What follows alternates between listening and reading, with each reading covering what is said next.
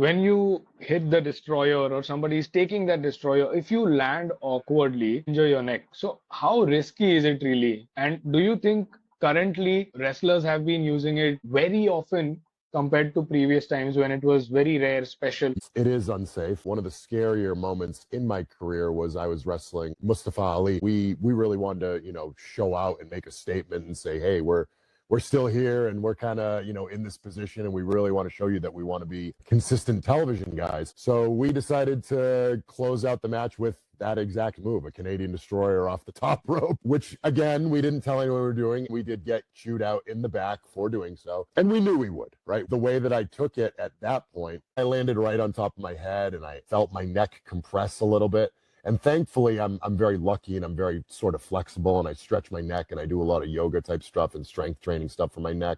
So I ended up being okay, but it is kind of a scary moment when something like that does happen. I would strongly encourage wrestlers to practice that in a safe way and then save it for big moments because there's just a lot of them. There's too many of them. And even if you have perfected it, that you can do it as safe as a shoulder tackle or a hip toss, I would still encourage pro wrestlers to just use it. Like, who am I to say don't use it? So I'm not saying don't do it. I'm saying do it in a big spot, right? Do it where it means a lot. Don't just do it as a transition to get to another big thing, right? That's my big thing that I've learned over the course of my career. I love doing cool stuff and I love having big moments, but if you do too much of them and too many of them, then it all gets lost in the wash and then you're taking away from some of the cooler stuff that you're doing, which obviously is not the goal.